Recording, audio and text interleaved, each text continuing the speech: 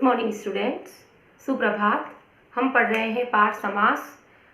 समास में मैंने इससे पहले आपको तत्पुरुष समास, अव्ययी भाव समास और द्विगु समास पढ़ाया। समास का अर्थ होता है दो शब्दों का संक्षिप्त रूप, परस्पर संबंध रखने वाले दो शब्द, दो या दो से अधिक शब्दों के संक्षिप्त रूप को समास कहते हैं, यानी छोटा रूप, बड़े रूप का छोटा रूप। उसमें मैंने आपको तत्पुरुष समास बताया। तत्पुरुष समास में कर्म कारक से लेकर अधिकरण कारक तक की विभक्ति लगती है। तत्पुरुष समास जब होता है तो उसमें विभक्ति का लोप होता है, जैसे सेनापति, अगर उसको समास विग्रह किया तो सेना का पति, तो उसमें कारक चिन्ह लगते हैं तत्पुरुष समास में। ये ध्यान रखना जब आप उसको तोड़ते हैं, अलग करते हैं। अव्यय भाव समास में प्रथम पद अव्यय और प्रधान होता है। अव्यय मैंने आपको बताया अनु, बा, बे, प्रति, निह, भर, ये अव्यय है, ये पहले लगेंगे, दिख जाएंगे, तो ये अव्यय भाव समास होता है और उसको विग्रह करना भी बताया। उसके बाद मैंने आपको द्विगु समास बताया। द्विगु समास में दो पद होते हैं हर समास के, तो पहला पद संख्यावाची होता है, जैसे दो राहा, दो राहों का समूह, और किसी समूह के बारे में बताता है। पंचरत्न, पंच रत्नों का समूह। तिरंगा, तीन रंगों का समूह।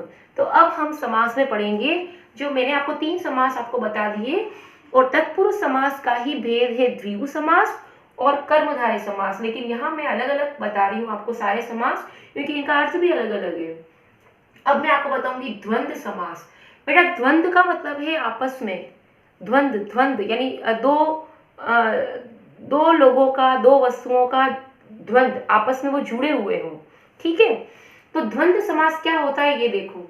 जिस समस्त पद में, यानी पूरा पद, जैसे ये पूरा पद है, ठीक है, जिस समस्त पद में दोनों पद प्रधान हो और विग्रह करने पर, विग्रह यानी अलग करने पर, और एवं तथा लगते हो, यानी जिस समस्त पद में, ये पूरा समस्त पद है बेटा, ये समस्त पद है, और जिस समस्त पद में दोनों पद प्रधान हो, ये दोनों पद प्रधान है, न तो इसमें ये प्रधान है, न इसमें ये प्रधान है, या फिर न इसमें ये गुण है, न इसमें ये गुण, दोनों पद प्रधान, दोनों की समान वैल्यू हो। जबकि अव्यय भाव समास में प्रथम पद की वैल्यू थी, प्रधान था। तत्पुरुष समास में दूसरे पद की प्रधानता थी। लेकिन द्वंद्व समास में दोनों पद प्रधान होते हैं, दोनों की वैल्यू होती है। जिस समस्त पद में दोनों पद प्रधान हो और विग्रह करने पर, इसको अलग करने पर, अलग कैसे करेंगे राधा, विग्रह करने पर यानी अलग करने पर, और एवं तथा लगते हो, वह द्वंद्व समास होता है। बहुत इजी है बेटा। एक तो इसमें जब ये द्वंद्व समास होता है ना, इसके बीच में योजक चिन्ह लगता है। ये योजक चिन्ह दिख रहा है आपको, तो ये सामासिक पद बने हुए हैं, और इसको अलग करोगे तो कैसे करोगे, और एवं तथा लगाना है। राधा और कृष्ण, राजा और प्रजा, आटा और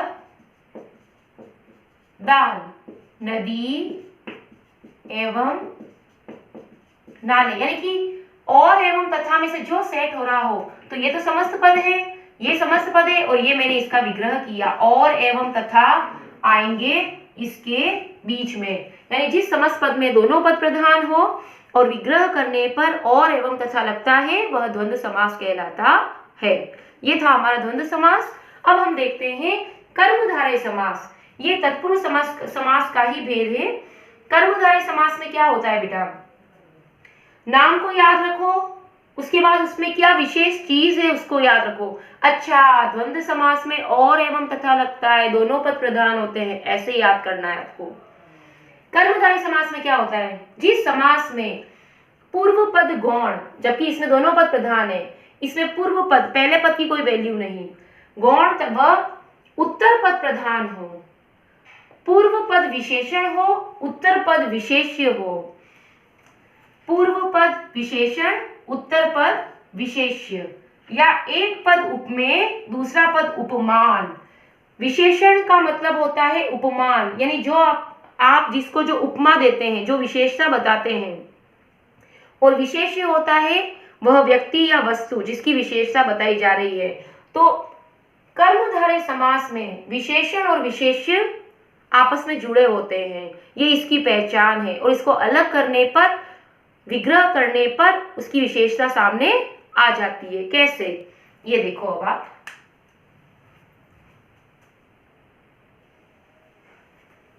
अब मैंने आपको बताया कि जो कर्मधारय समास होता है उसमें विशेषण और विशेष्य का संबंध होता है, यानी दो पद होते हैं हर समास में। इसमें भी दो पद है, नील गगन, नीलकंठ, पीतांबर, यानी दो विग्रह करने पे दो शब्द नजर आएंगे आपको। श्वेतांबर, श्वेत, अंबर, दो पद है।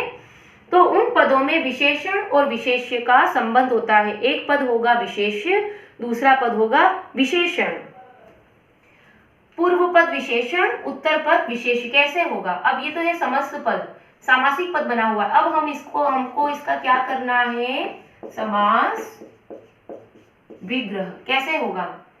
नील गगन का नीला है जो गगन, नीला है जो कंठ, पीला पीतांबर, पीला है जो अंबर, श्वेतांबर, श्वेत है जो अंबर। अब देखो बेटा, ये मैंने इसका समास विग्रह कर दिया। नीला है जो गगन, गगन अपना हो गया विशेष्य, और इस विशेष्य की संज्ञा या सर्वनाम की क्या विशेषता बताई गई है? कि वह कैसा है? नीला। तो ये नीला हो गया अपना विशेषण। तो ये नीला इसका विशेषण, ये कंठ है जो विशेष्य बन गया। पीला है जो अंबर, अंबर का मतलब एक आकाश भी होता है, अंबर का मतलब वस्त्र भी होते हैं। पीतांबर किसको बोलते हैं हम? पीतांबर कृष्ण भगवान के लिए बोलते हैं ना, कृष्ण भगवान ने पीतांबर है, मतलब पीले वस्त्र धारण है। तो अंबर का मतलब होता है, इसीलिए आपको पर्यायवाची शब्द पढ़ाए जाते हैं, ताकि जैसे जैसे आप बड़े हो आप उनके अर्थ पहचान सको। तो पीला है जो अंबर, पीले हैं जो वस्त्र, यानी वस्त्रों की क्या विशेषता है? कि वो पीले हैं। और उसी प्रकार श्वेतांबर, श्वेत यानी सफेद, श्वेत है जो वस्त्र, किसके हैं? अन्य अर्थ नहीं लगाना है, हमको सिर्फ इतना ही करना है। श्वेत है जो अंबर, पीले है जो वस्त्र, सफेद है जो वस्त्र, नीला है जो कंठ, नीला है जो गगन, यानी गगन तो विशेष्य है, उसकी विशेषता है नीला। तो इस कर्मधारय समास में विशेषण और विशेष्य का संबंध होता है। यहाँ आपको इतना पता नहीं चलेगा, लेकिन जैसे ही आप समास विग्रह करेंगे आपको पता चल जाएगा। इसके बाद हमारा जो अंतिम समास है बहुव्रीहि समास, वो हम देखते हैं। इसके बाद कुछ समास में हम अंतर भी देखेंगे। बहुव्रीहि समास क्या होता है? जिन समस्त पदों में, ये समस्त पद है पूरा, नीलकंठ, पीतांबर, दशानन, तिरंगा, त्रिफला और पंचरत्न, जिन समस्त पदों में कोई भी पद प्रधान न हो, हर समास में दो पद होते हैं, याद रखना। जिस समस्त पदों में कोई भी पद प्रधान नहीं हो, जबकि प्रधान किसमें थे? दोनों पद प्रधान थे द्वंद्व समास में, तभी तो माता और पिता दोनों की वैल्यू समान, और एवं तथा जो लगता है, दोनों पद प्रधान होते हैं। तत्पुरुष समास में दूसरा पद प्रधान होता है। अव्ययीभाव समास में प्रथम पद प्रधान होता है। कर्मधारय समास में विशेषण और विशेष्य का संबंध होता है। आपको उसी तरीके से याद रखना है। नील गगन, नीला है जो गगन, गगन की विशेषता है कि वो नीला है, वो कर्मधारय समास में होता है। अब मैं आपको बहुव्रीहि समास बता रही हूँ। जिन समस्त पदों में कोई भी पद प्रधान नहीं होकर कोई अन्य पद ही प्रधान हो, यानी दोनों पद जो दे रखे हैं इनका कोई अर्थ नहीं है, कोई तीसरा अर्थ ही निकले अलग से, तीसरा अर्थ ही प्रधान हो, वहां बहुव्रीहि समास होता है। कैसे? यहां पता नहीं चलेगा। नील कंठ, नीला है जिसका कंठ, कौन है वो? शिव। न तो इसका अर्थ निकला न इसका अर्थ निकला, तीसरा अर्थ निकल गया शिव। तो नीलकंठ किसको बोलते हैं हम? शिव को। जहां समस्त पदों में कोई भी पद प्रधान नहीं होकर अन्य पद ही प्रधान हो, वो बहुव्रीहि समास होता है। पीतांबर, ये मैंने उदाहरण अभी कर्मधारय समास में भी दिए थे, उसमें और इसमें क्या अंतर है दिख जाएगा आपको। पीला है जिसका अंबर, अंबर यानी वस्त्र, कौन है? कृष्ण या विष्णु। 10 सिर वाला या 10 हैं जिसके सिर। कौन है? रावण। तिरंगा, 3 रंगों वाला राष्ट्रीय ध्वज।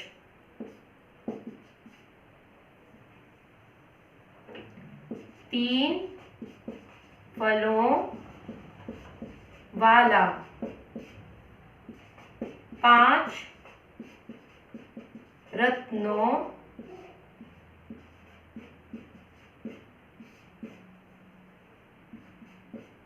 वाला। अब आप देखिए बेटा, अन्य पद ही प्रधान है, दोनों पद गौण है, कोई प्रधान नहीं है। जिस समस्त पद में कोई भी पद प्रधान नहीं होकर कोई अन्य पद ही प्रधान है, शिव। तो नीला है जिसका कंठ, किसका? शिव का। तो ये तीसरा अर्थ निकला, तो ये बहुव्रीहि समास होगा। पीला है जिसका अंबर, अंबर यानी वस्त्र, किसके वस्त्र? जिसका, किसका? कृष्ण का। 10 है जिसके सिर। अब दशानन का कोई अर्थ निकल रहा है या? दशानन का तो 10 है जिसके सिर, अन्य अर्थ निकला, तीसरा अर्थ रावण। 3 रंगों वाला, 3 रंगों वाला यहाँ किसी के बारे में नहीं, तीसरा अर्थ बताया, राष्ट्रीय ध्वज हमारा, तिरंगा जिसको बोलते हैं। यानी दोनों पद प्रधान नहीं होकर अन्य पद ही प्रधान हो। अब ये 3 फलों वाला, जरूरी नहीं कि ब्रैकेट में सबके लिए अलग अलग अर्थ हो, लेकिन 3 फलों वाला कोई और अलग हो सकता है, व्यापारी हो सकता है, व्यक्ति हो सकता है, 3 फलों वाला पेड़ हो सकता है, कोई भी। 5 रत्नों वाला, 5 रत्नों वाली कोई भी चीज हो सकती है, अंगूठी हो सकती है, हार हो सकता है, कुछ भी। तो ये दोनों पद प्रधान नहीं होके वाला अगर आ गया, वाला या जिसका, जिसके, तो तीसरा अर्थ जहां आ गया वहां बहुव्रीहि समास होता है। अब इसी के साथ मैं आपको अंतर बताऊंगी बहुव्रीहि समास और कर्मधारय समास में। आपको मैंने ये कर्मधारय समास में भी बताया था ना। अब देखो आप, नीलकंठ को दोनों में हम यूज करेंगे। नीला है जो कंठ। अब यहाँ नीला है जिसका कंठ, शिव का आया है, किसका? शिव का। लेकिन यहाँ कंठ की विशेषता है ये सिंपल, कंठ विशेष्य है, कंठ की क्या विशेषता है कि वो नीला है। तो अगर ये वाला पूछे तो ये कौन सा समास हो गया आपका? कर्मधारय। और इस प्रकार से अगर आप लिखते हैं तो ये बहुव्रीहि समास। अंतर समझ में आया?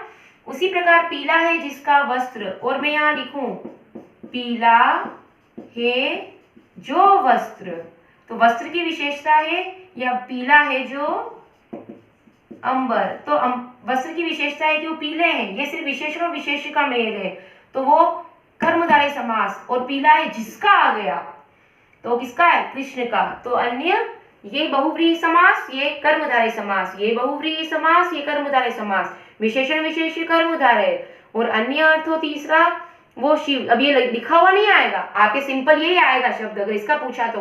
अगर सिंपल यही आता है तो उसको आप कर्मधारय और बहुव्रीहि दोनों में रख सकते हो। लेकिन ऑप्शन में अगर कर्मधारय नहीं है, बहुव्रीहि है तो बहुव्रीहि है, कर्मधारय है तो कर्मधारय है, और बहुव्रीहि और कर्मधारय दोनों का ऑप्शन दे दिया तो पहले आप प्राथमिकता दोगे बहुव्रीहि को। समझ में आई बात?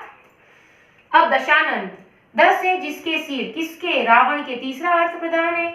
अब देखो मैंने आपको द्विगु समास बताया था, तो द्विगु समास में यहाँ मैंने कर्मधारय और बहुव्रीहि समास में अंतर बता दिया, दोनों में यूज हो सकता है ये। लेकिन इसको तोड़ने के बाद आप क्या करते हो, उसको किस कैटेगरी में रखोगे, कर्मधारय या बहुव्रीहि। उसी प्रकार दशानन, मैंने आपको ये बताया है कि द्विगु समास जो होता है उसमें प्रथम पद जो होता है वो संख्यावाची होता है। यहाँ पर भी संख्या आ रही है 10, 10, यहाँ पे 3, यहाँ पे 3, यहाँ पे 5। लेकिन अभी तो मैंने आपको बताया कि ये बहुव्रीहि समास में है। 10 है सिर जिसके, रावण अन्य अर्थ प्रधान, 3 रंगों वाला राष्ट्रीय ध्वज है, 3 फलों वाला कोई अन्य चीज हो सकती है, 5 रत्नों वाला कोई अन्य। लेकिन इस प्रकार से अगर आपने विग्रह किया तो ये बहुव्रीहि समास में आपको रखना है। अगर मैं पूछूं कि इसको विग्रह कीजिए और समास का नाम बताइए, अगर आपने इस प्रकार से विग्रह किया तो ये बहुव्रीहि समास में आएगा। लेकिन अगर आपने इसको इस प्रकार से विग्रह किया, कैसे? 10 सिर का समूह, अगर समूह शब्द आ गया 10 सिर का तो ये संख्यावाची बन गया, तो ये बन गया आपका द्विगु समास। समझ में आया? 10 है जिसके सिर रावण, वो अन्य तीसरा अर्थ प्रधान है बहुव्रीहि समास। लेकिन 10 सिर का समूह अगर आपने लिख दिया तो द्विगु समास बन गया। इसी प्रकार 3 रंगों का समूह अगर आपने लिख दिया तो द्विगु समास बन गया। 3 फलों का समूह अगर आपने लिख दिया तो वो द्विगु समास बन गया, त्रिफला।